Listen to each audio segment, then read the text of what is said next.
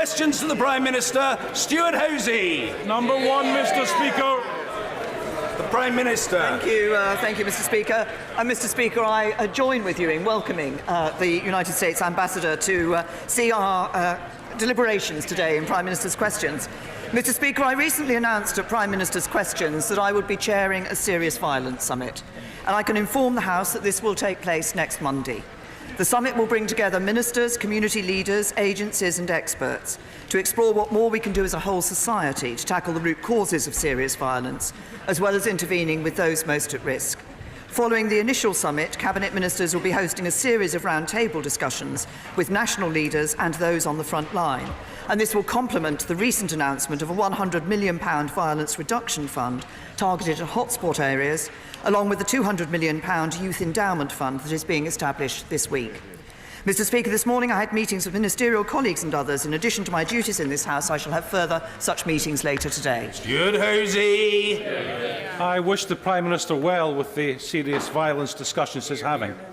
However, Brexit is already costing the UK around £1 billion a week in lost growth.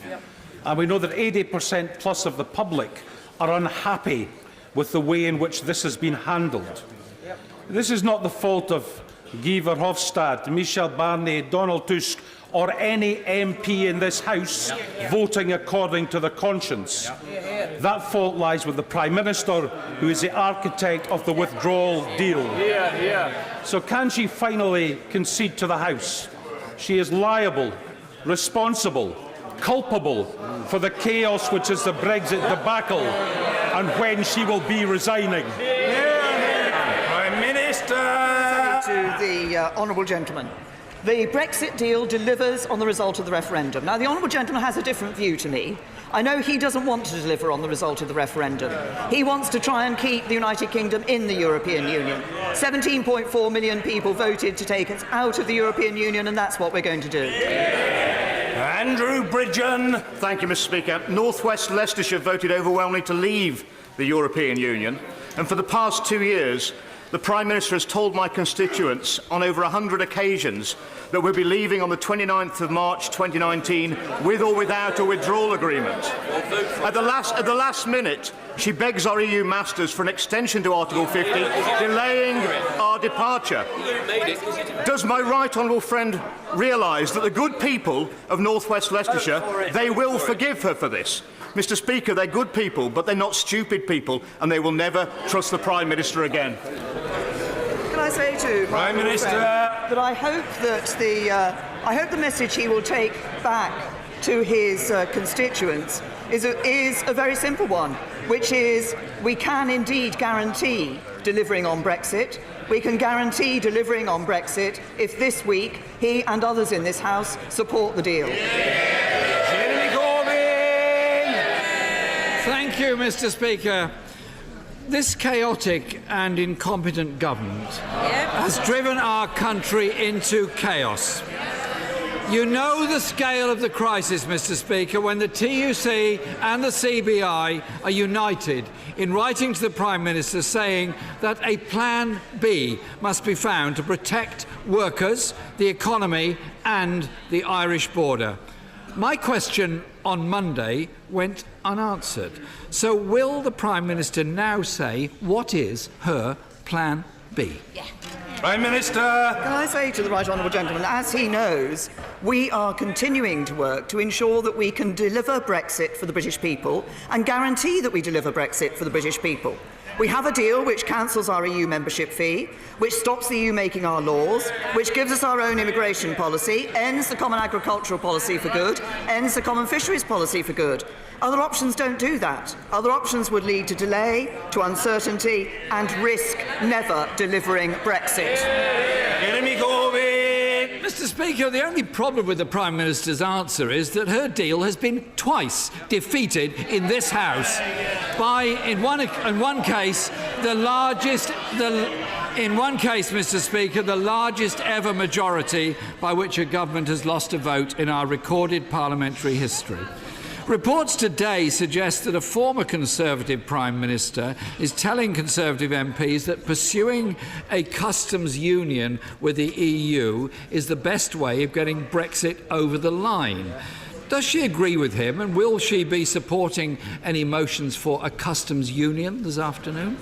Prime Minister! The right honourable gentleman, what we have negotiated, the government's deal negotiated with the European Union, delivers the benefits of a customs union while enabling us to have an independent free trade policy, to negotiate free trade agreements in our interests and not rely on Brussels to negotiate them for him. He used to stand up for independent trade policy. Now he wants a customs union. Now he wants to throw away the idea of an independent trade policy and leave Brussels negotiating for us. We want to negotiate our trade in our interests, in the interests of people across this country.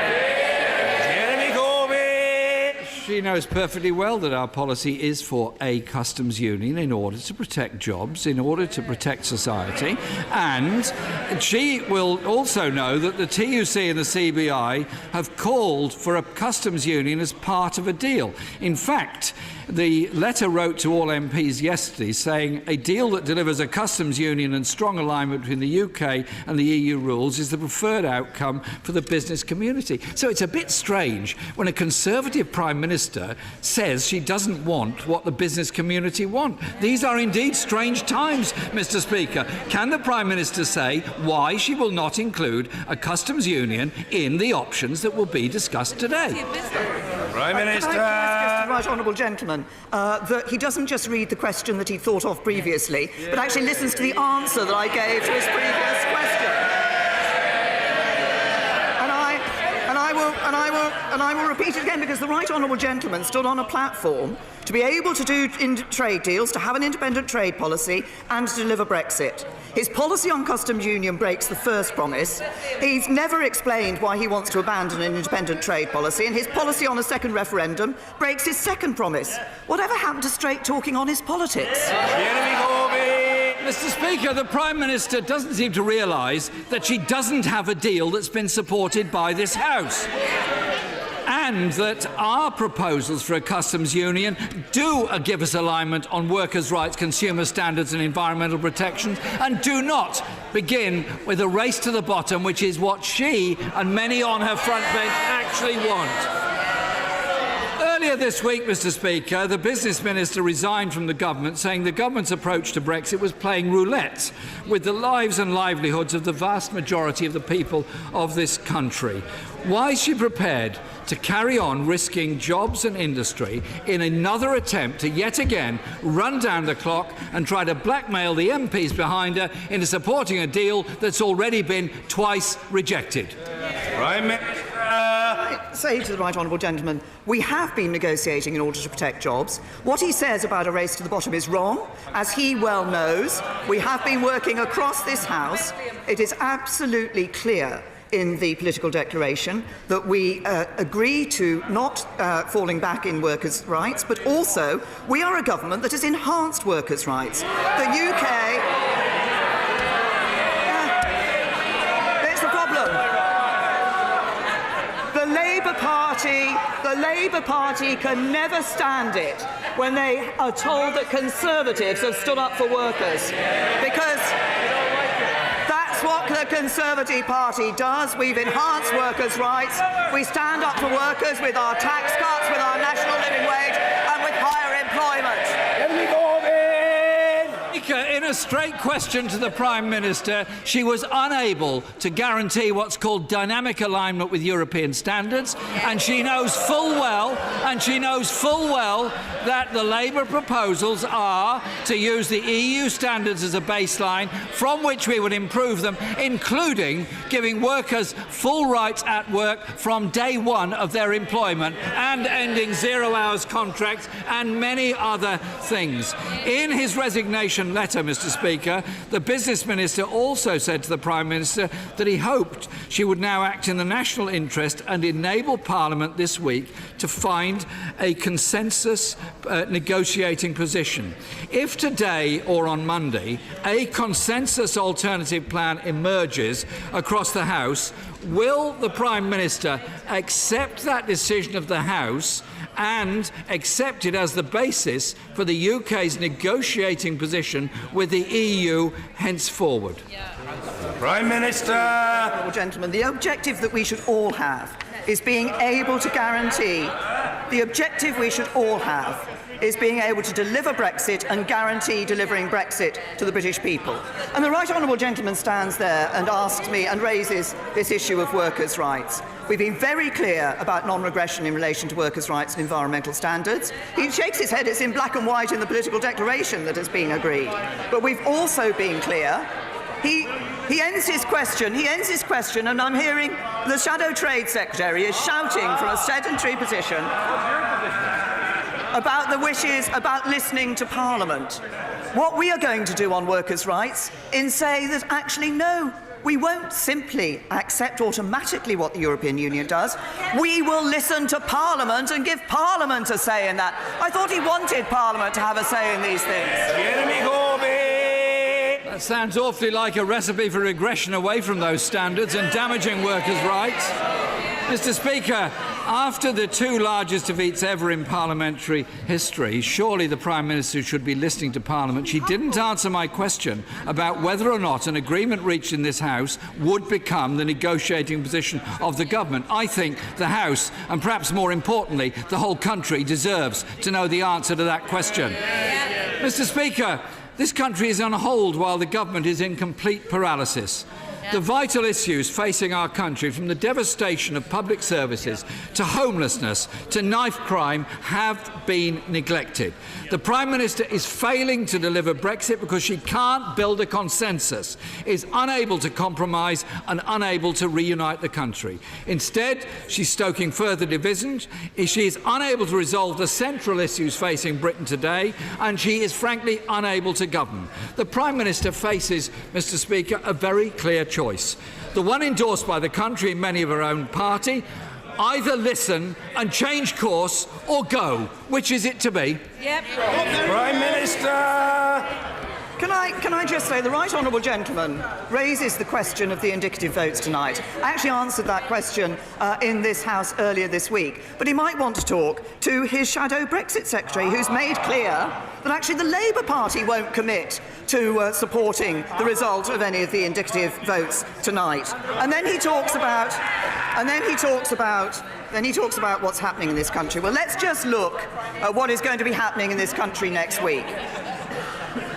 Nearly £1 billion extra for the police, £1.4 billion more available for local councils, £1.1 billion extra for our schools, another fuel duty freeze, another rise in national living wage, another tax cut. That's under the Conservatives. What would Labour give us? He wants to scrap Trident, he wants to pull out of NATO. It would give us, Labour would give us capital flight, a run on the pound, a dropping living standards. The biggest threat to our standing in the world, to our defence and to our economy is sitting on the Labour front bench. Maggie through.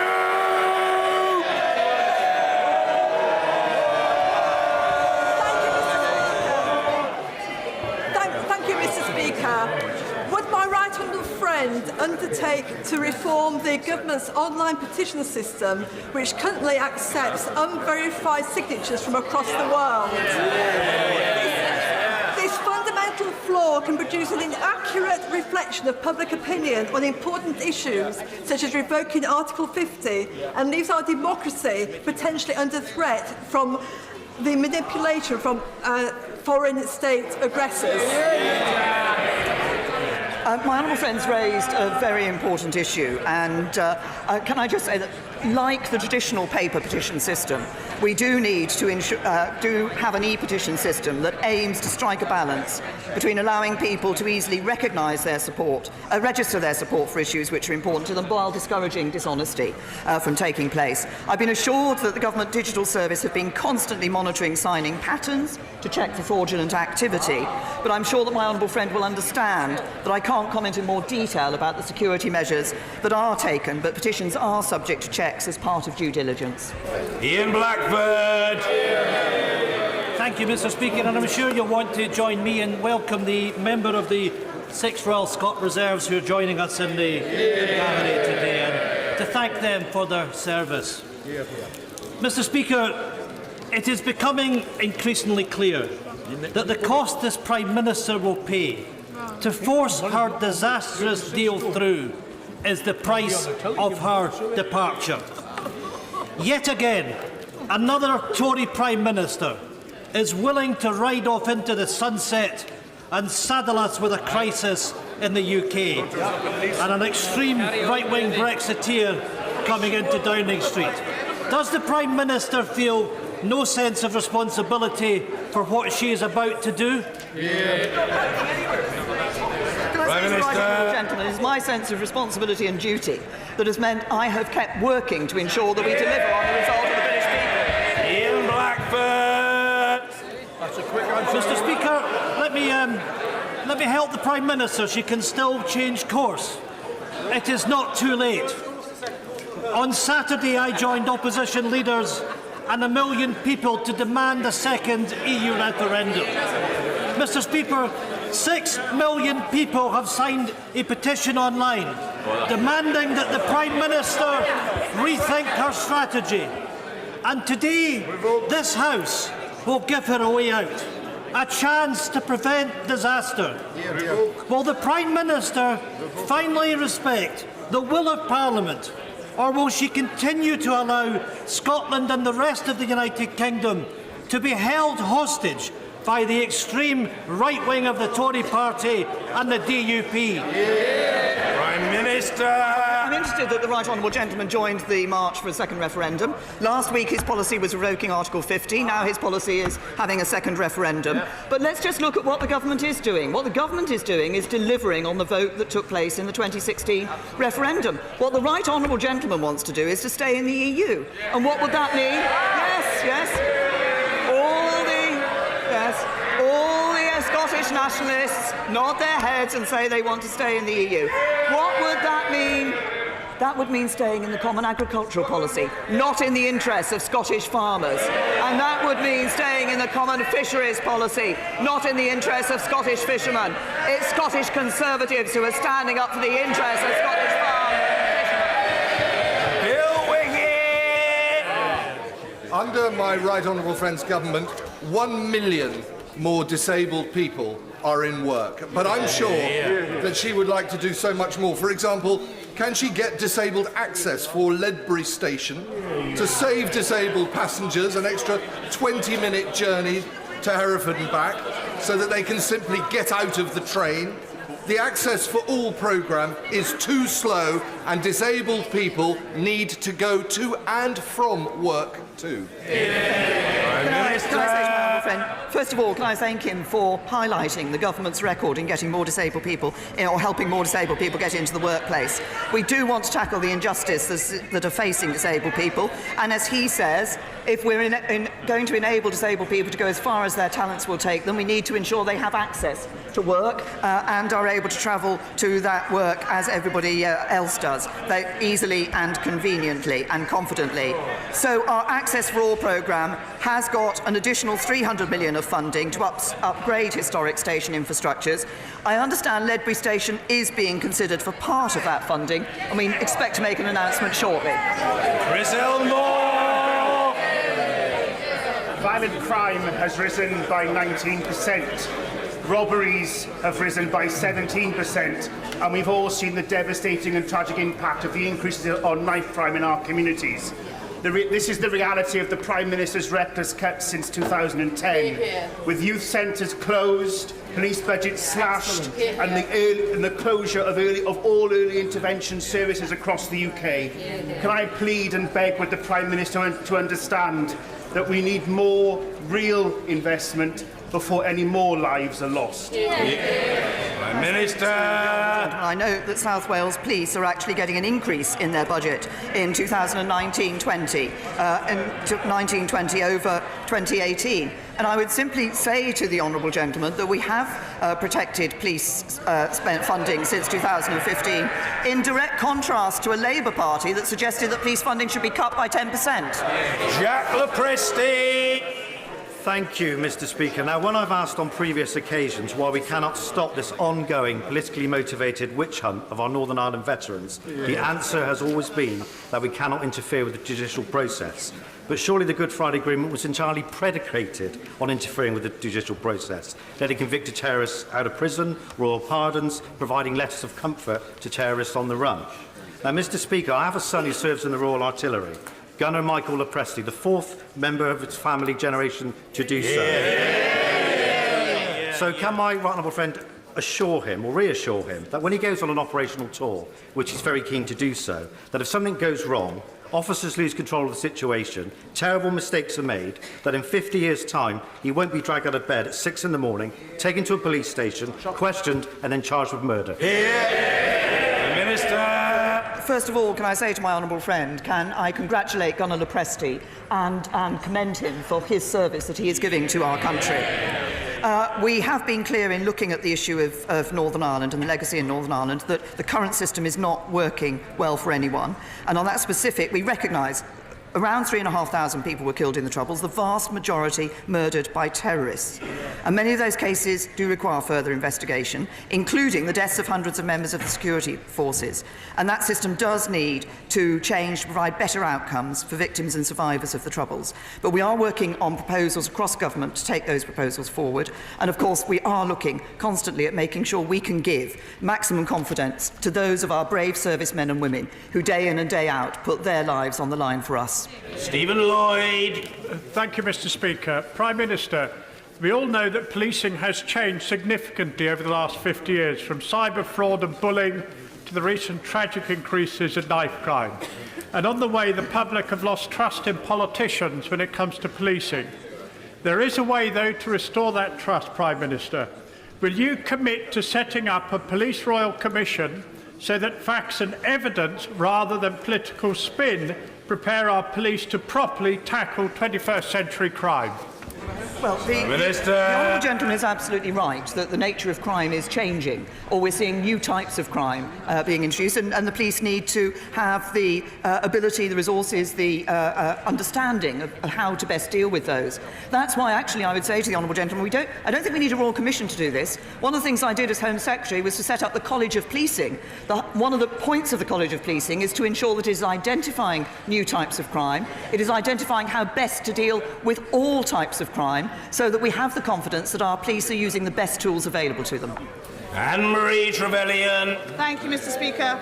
Mr. Speaker, I have an unlicensed airfield, Eshot, in my constituency, a small business continuing a long history of general aviation on that site ever since the airbase was built during World War II as home for one of the largest Spitfire bases.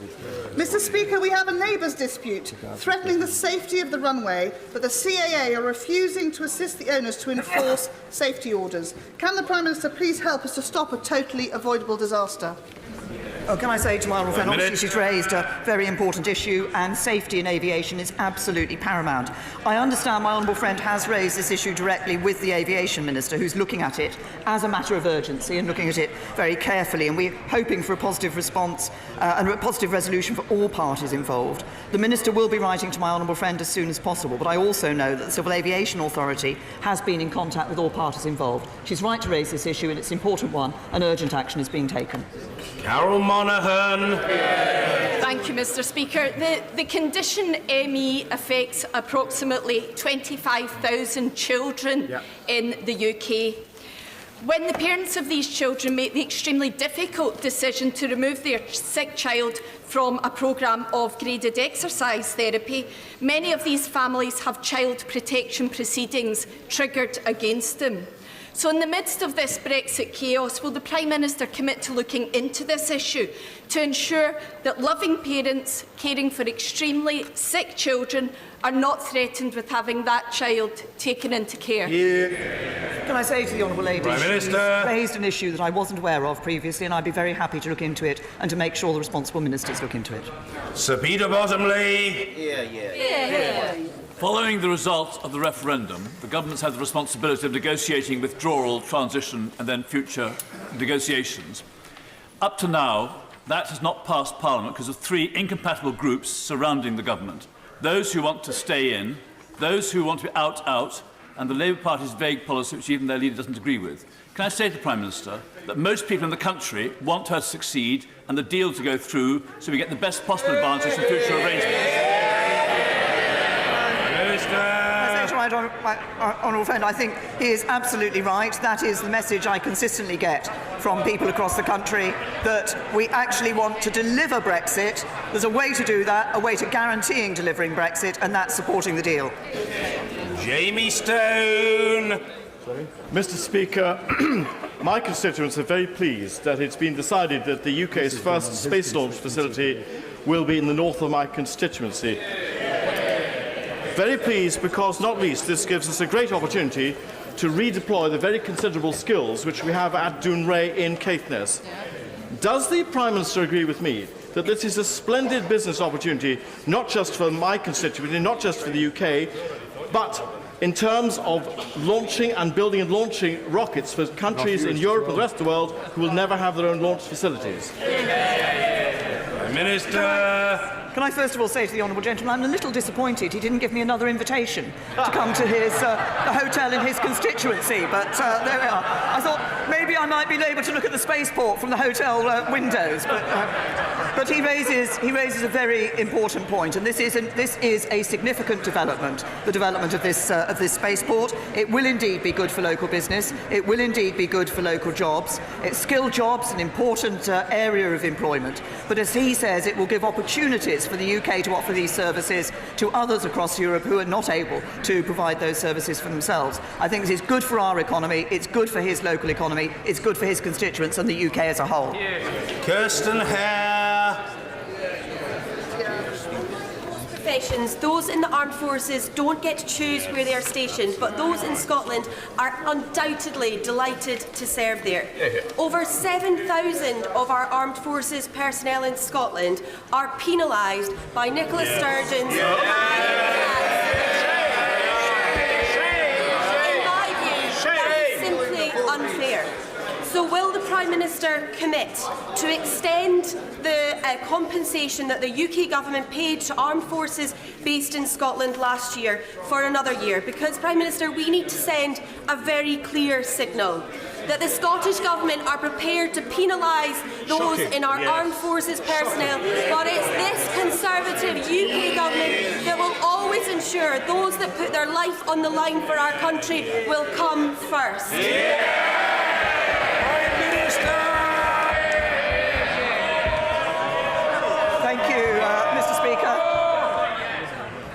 Can I first of all say that I would like to pay tribute particularly to everyone stationed at RM Condor in my honourable friend's constituency. She is absolutely right about those brave men and women across our armed forces who put their lives on the line for us.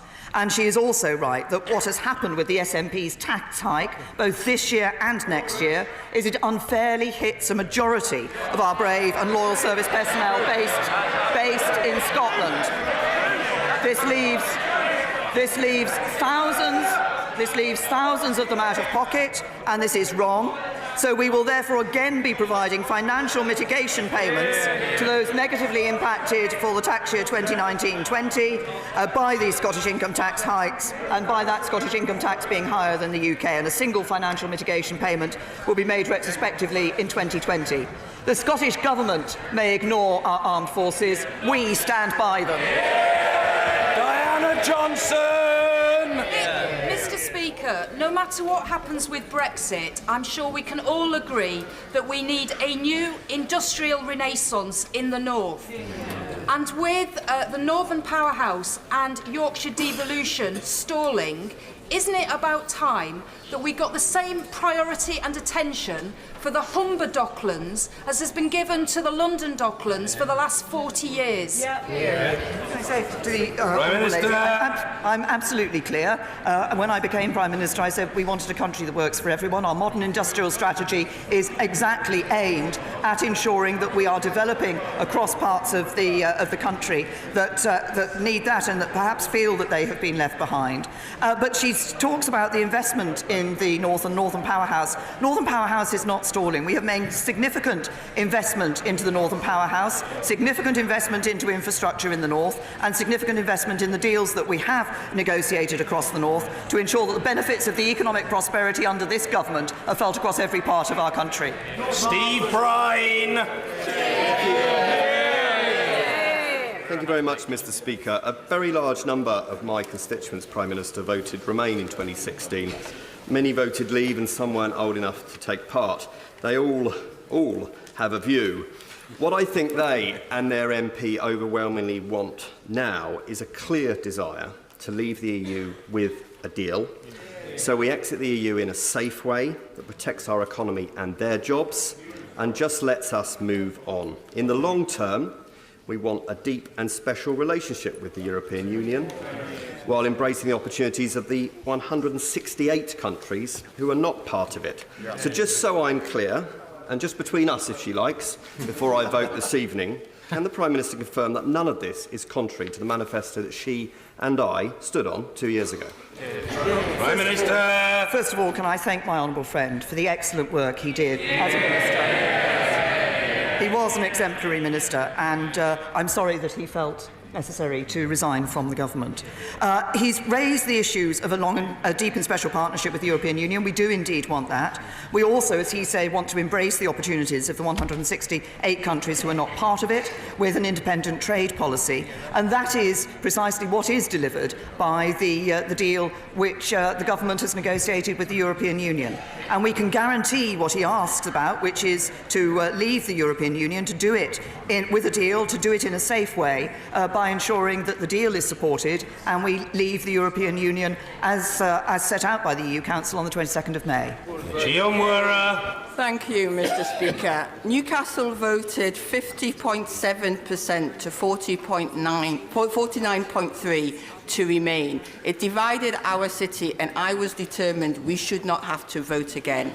But this is a complete shambles. Parliament gridlocked, government paralysed, businesses stalled, jobs lost, households stockpiling, our global reputation trashed, and the Prime Minister incapable of holding her cabinet together, never mind the country. Will she not consider the possibility that she is making a terrible mistake? If the Honourable Lady wants to ensure that we are able to deliver on the overall vote of the referendum, to do that in a way that protects jobs, that protects our union and protects our security, and to do that in a way that is orderly, that guarantees Brexit for the British people. She said she didn't want a second referendum. If we are going to guarantee Brexit, and I suggest to the Honourable Lady that she gets behind the deal, and then we can guarantee that Brexit. Sir William Cash. Two days ago, I asked the Prime Minister if, as absolutely required under the Ministerial Code and the Cabinet Manual, she sought the Attorney General's advice relating to her authorisation of the extension of the exit date, and would she publish this advice. She refused to answer. Distinguished lawyers and former judges are convinced that the so-called international agreement is unlawful. I sent her a letter about this yesterday. The Joint Committee on Statutory Instruments has not yet considered the regulations at all. The motion to approve the regulations come before the House this evening. The European Scrutiny Committee and the Joint Committee will need to see the advice of the Attorney General before the end of today, when the motion is going to be received by the House. Will she produce the advice of the Attorney General? Where is it? And will she withdraw the motion this evening? Prime Minister. Can I say to my honourable friend, it is a matter of international law that the date of the UK's exit has been changed. The purpose of the SI this evening is to reflect that change in domestic law. Should the SI not pass, there would be severe uncertainty for citizens and businesses. There would be contradictory provisions between EU rules and UK rules, but it would be clear that the date of our exit had changed. The House of Commons voted to seek an extension to Article 50. An agreement was reached with the European Union Council in relation to that. He's raised the question of commencement order with me previously. the commencement order is due to come into place on the date that we leave the European Union. Now, my honourable friend, I know, wants to leave the European Union, and we can, of course, leave the European Union if, I dare suggest to my honourable friend, he cares to back the deal and we can guarantee leaving. Afzal Khan. Thank you, Mr. Speaker. This weekend, The Guardian reported that 15 Tory councillors who were suspended for Islamophobia or racism had been quietly reinstated. The Conservative Party has so far failed to quell fears that they are in denial about Islamophobia. Since I asked the Prime Minister about this in June 2018, there has been no concrete action. Will the Prime Minister instruct her party chairman to respond to the 3 letters I've sent him on this subject? And when will the Tory party adopt the APPG British Muslims definition of Islamophobia, as the Labour Party, the Lib Dems, Plaid Cymru, the Mayor of London and councils across the country have done? Prime Minister. The honourable gentleman, that the Conservative Party has a complaints process which deals with complaints of Islamophobia and complaints of any other sort against councillors or other members of the party. It is absolutely clear that discrimination or abuse of any kind is wrong. We take action against where there are cases of discrimination or abuse. He says we haven't acted since, I think, 2018 when he raised this issue. We have acted on cases that any allegations that are brought before the party chairman takes this very seriously, and we will continue to do so. That's not true. John Barron. Most of us want a good deal, prefer a good deal to no deal at all. But may I urge the Prime Minister to ignore the dire forecast should we leave on WTO terms. It is these same people who predicted doom and gloom in 2016 if we voted to leave. Since then, we've had record low unemployment, record high investment and record manufacturing output. They were wrong then, they're wrong now, and by doing so, we could be leaving as per the legal default position of Article 50, which is without a deal. Prime Minister. Can I say to my honourable friend, he references leaving on WTO terms. Of course, what I want to be able to do, and what I think is right, and what the government considers right for the United Kingdom, is for us to be able to negotiate trade agreements with countries around the world that give us a better operation with those countries rather than just the WTO basis, but also to be able to negotiate that good trade deal with the European Union. That's what we want to see, a good trade deal with our nearest trading neighbours and opportunities for good free trade agreements around the rest of the world. Jim Shannon. Thank you, Mr. Speaker. I want to ask the Prime Minister a very important question as well.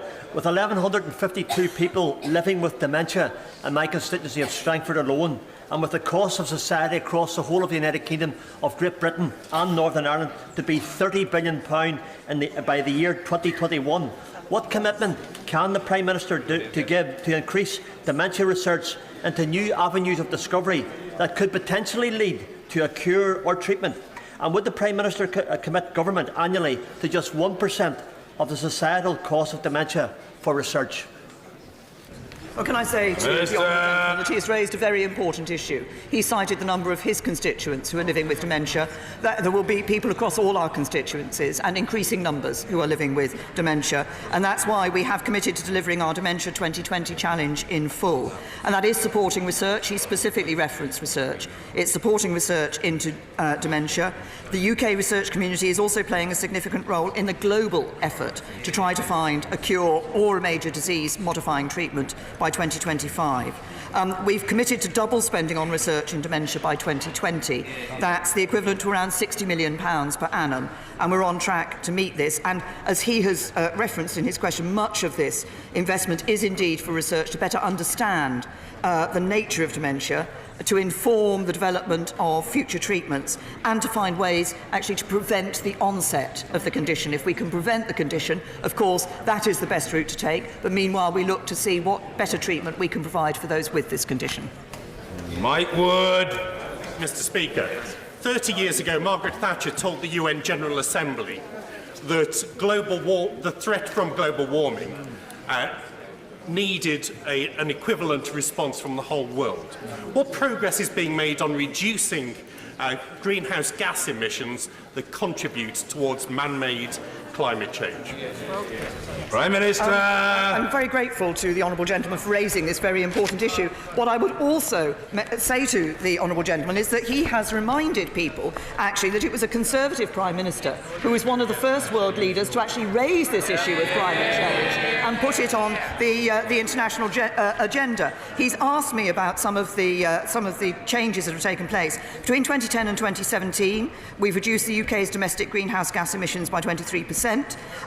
Nearly 50% of UK electricity came from low-carbon sources in 2018, and UK CO2 emissions have fallen for 6 years in a row. That is just a few of the achievements that we have under a record as a government. But of course, we continue to work internationally to help deal with this issue, and that's why we believe it is so important to adhere to and remain part of the Paris Climate Change Agreement. Nigel Dodds. Mr. Speaker, I'm sure the Prime Minister will join with me in welcoming the signing yesterday of the Heads of Terms of Agreement on the Belfast City regional deal, the first city deal in Northern Ireland, which is estimated to bring about 20,000 new jobs, £350 million of investment by the government, and a lot of extra investment by local councils and the private sector.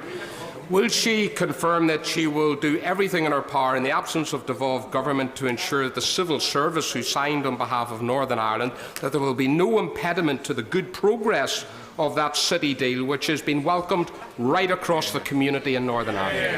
Minister. The right honourable gentleman raises a very important point, which is about the benefits that these city deals can bring, and those benefits are considerable, bringing together both government at all levels and the private sector to provide in those city deals. I absolutely take the point that he makes, that in the absence of devolved government, we need to make sure there is no impediment to moving ahead with that city deal as fast as possible, and will commit to ensuring that that does indeed take place. Andrew Slew. The Prime Minister knows of the huge improvements to the quality of clinical care brought about by the Getting It Right First Time programme authored by Professor Tim Briggs, who I brought to see her and indeed to see Gordon Brown as well. Given the importance our constituents place on a good service from their local GP practice, will the Prime Minister ensure that the general practice rollout of Getting It Right First Time is speeded up so that the excellent practice available in places like Worksop, Whitstable and Peterborough can be made available to all of our constituents? My Minister. Can I thank my honourable friend not only for his question but for actually bringing Professor Tim Biggs to see me. And when Professor Biggs came to see me, he did raise this issue of spreading this concept of getting it right first and spreading it beyond hospital consultants and into GP practices. My honourable friend is absolutely right. We should make sure that we do that. We want to make sure that the absolutely best practice is adopted by GP practices across the whole country. That's for the benefits of all our constituents. Chris Bryant. Thank you, Mr. Speaker. Skin cancer is on the rise in the United Kingdom, and as many members know only too well, it can kill, though when detected very early or early enough, the NHS is able to perform absolute miracles, thank God. Isn't it time, though, in the UK in particular, that we had a major public health campaign now to persuade people to check out their body to see whether they've got any suspicious moles, to take those suspicious moles to the doctors, to avoid the sun in the midday heat, to cover their children with at least factor 30, and to make sure that we can save lives? Because if we get it right, if people are in doubt, they should check it out. And if they do, we can save lives. Prime Minister. The gentleman has raised a very important point, and he speaks on this issue from personal experience. And he is absolutely right. We need to ensure that people are aware of the dangers and aware of the signs that they need to take notice of and actually take to their doctors, because lives can be saved. The Health Secretary has heard the passionate case which the Right Honourable Gentleman has made in relation to public health information on this, and I'm sure my Right Honourable friend will be happy to meet him to discuss this further. Osin Vickers. Thank you, Mr. Speaker. I hope that the American ambassador is enjoying his visit here today as much as he enjoyed his visit to North East Lincolnshire last Friday. When I was able to join him at Young Seafoods in Grimsby when we enjoyed some of the finest seafood possible. Would the Prime Minister agree with me that Brexit increases the opportunities of further trade to build on the already trading relationship we have with the United States? We hope the Ambassador's palate was satisfied, and I dare say we'll be hearing about it if it wasn't. The Prime Minister. Thank you, Mr. Speaker. Can I assure my honourable friend, having recently visited North East Lincolnshire, that we all enjoy our visits to North East Lincolnshire and seeing the many opportunities that there are there across the economy. But of course, he's talked about seafood and fishing opportunities. But he's absolutely right. Leaving the European Union and making sure as we do so we have the ability to have our own independent trade policy means that we will be able to have those free trade agreements around the world, including with the United States. And the United States has, as we've heard on many occasions, we are both keen on both sides of the Atlantic to be able to pursue that free trade agreement. Caroline Lucas. Thank you, Mr. Speaker. One of the many tragedies associated with this Brexit chaos is the huge distraction it is from other key priorities like the climate catastrophe. Just this week we learned that global climate emissions have hit their highest ever level. And in her answer to the gentleman opposite, she only gave half the story. The other half is that the UK is way off track to meet our long-term climate targets and our consumption emissions are down just 4%. Will she support growing calls for a Green New Deal, a green transformation of our economy, creating hundreds of thousands of good quality jobs in constituencies up and down this country? Prime Minister. To the honourable lady, first of all, she should, I think, do more to welcome the action that this government has taken on this issue. Secondly, she will have noted that clean growth is one of the challenges that we have set in our modern industrial strategy. For a long time, people used to say that it wasn't possible to deal with climate change and environmental issues without damaging the economy. That is absolutely wrong. Actually, what we do in clean growth is a very good opportunity for us to take economic benefits. And when I visited North East Lincolnshire and went to Ørsted, I saw the work that they're doing in offshore wind fields, which is making a huge impact in relation to renewable energy in the United Kingdom. And we stand, and I'm pleased that this government is looking to the opportunity of actually hosting COP26 here in the UK. Order.